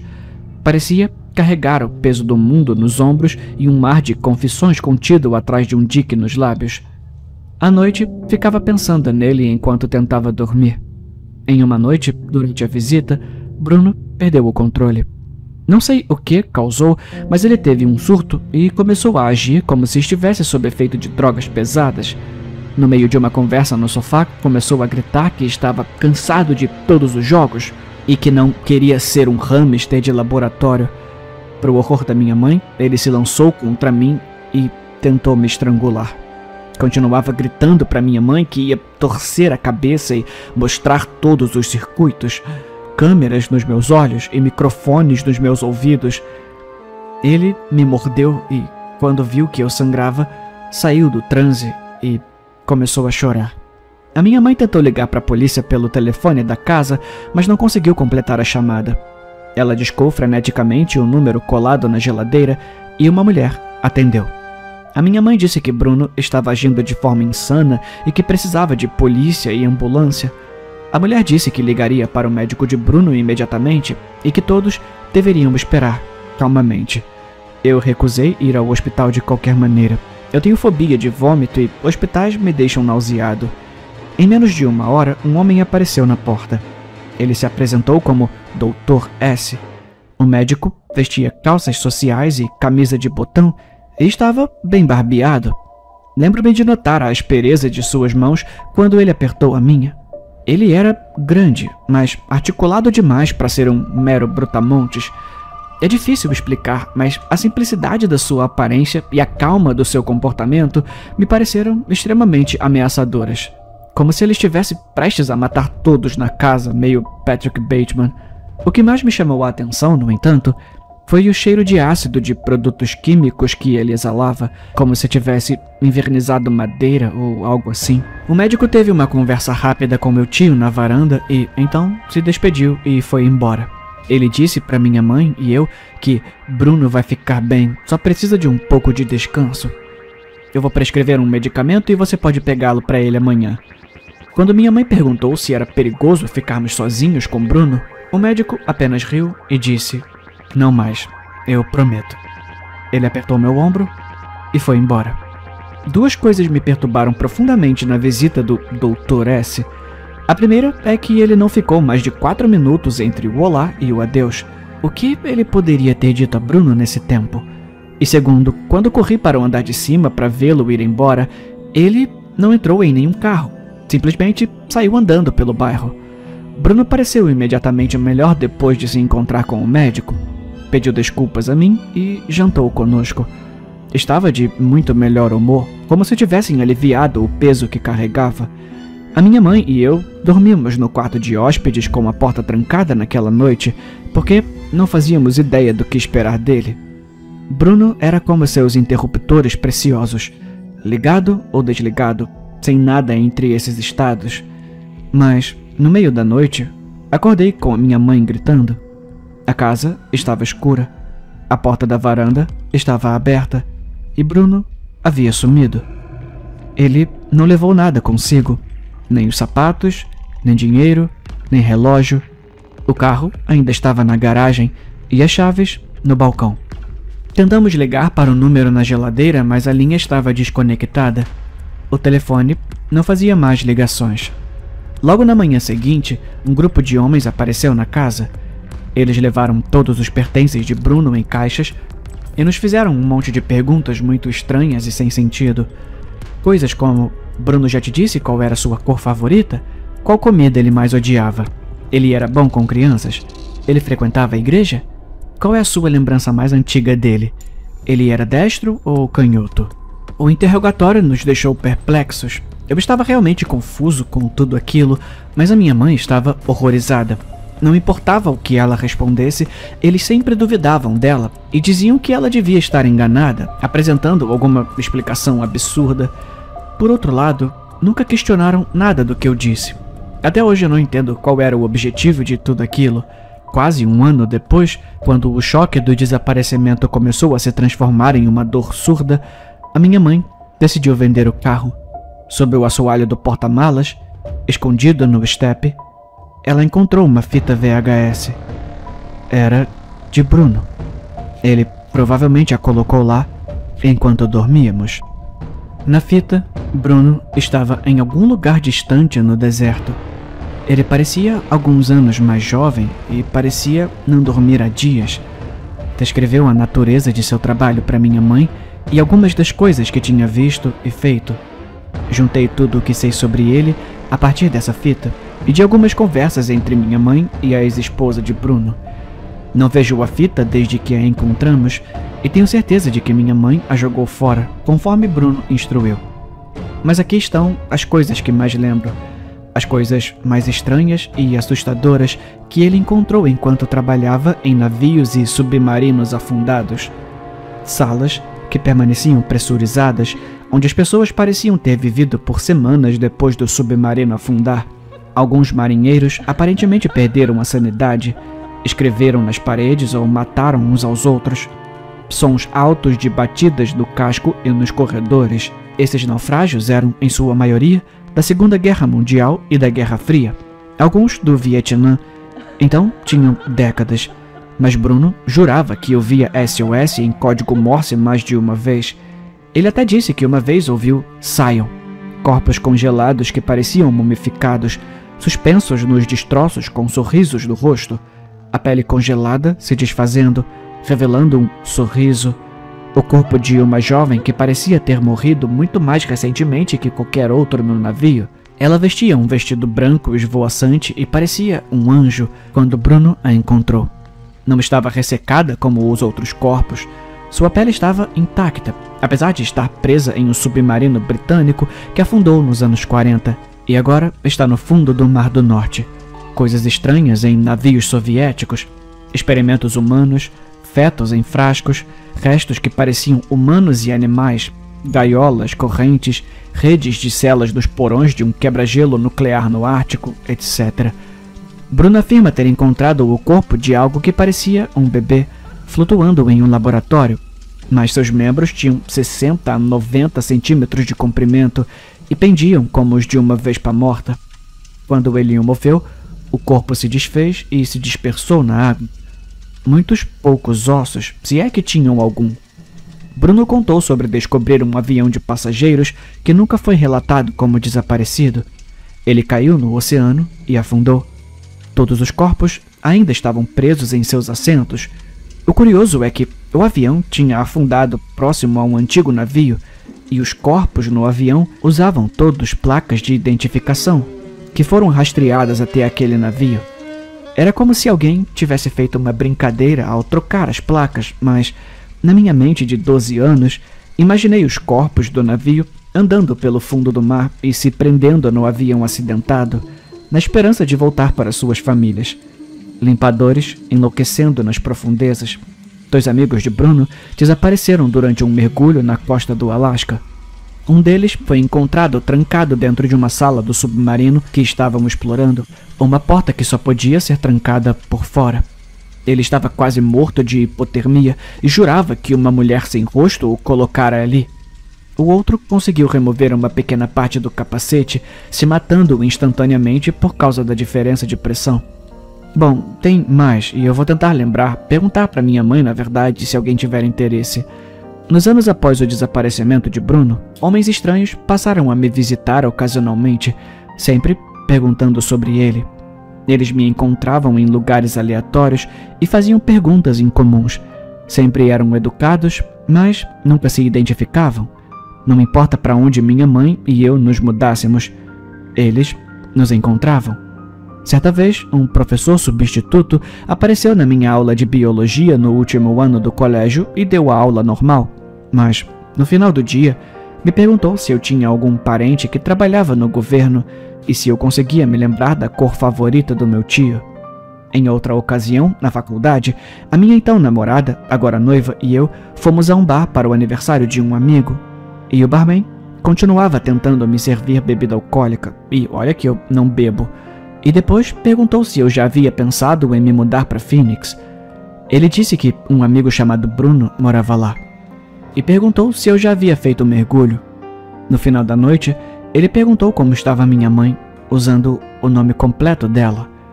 Recentemente, enquanto corria em uma trilha na floresta perto de casa, na Califórnia, um homem de bicicleta parou e disse que eu parecia com um cara que ele conhecia. Bruno, alguém que ele conhecera na marinha. Ele mencionou que tinha perdido o contato e disse: a última vez que soube, ele estava vivendo no deserto ou algo assim, bem longe do oceano. Ele odiava o oceano. Respondi sarcasticamente que ele provavelmente tinha ido para Phoenix, e o rosto do cara ficou gelado como um peixe morto. Ele disse: é isso mesmo, ele tá mais feliz lá, eu tenho certeza. E então foi embora. Uma coisa que todas essas pessoas tinham em comum era o cheiro de produtos químicos, assim como o Dr. S. A ex-mulher de Bruno, Jill, uma vez me disse: o seu tio tinha bolhas no cérebro, e explicou que era um termo para dano cerebral causado pela descompressão contínua dos mergulhos. As coisas malucas que ele dizia eram resultado disso. A mistura de gases, a pressão e os espaços apertados, junto com o estresse do trabalho, poderiam realmente fazer um estrago na mente de uma pessoa. Mas pensando bem, Jill também trabalhava no governo. Foi assim que eles se conheceram. E, após o desaparecimento de Bruno, ela agiu como se mal lembrasse dele. Era quase como se ela quisesse que eu o visse como um maluco. E agora que penso nisso, ela também sempre cheirava a produtos químicos.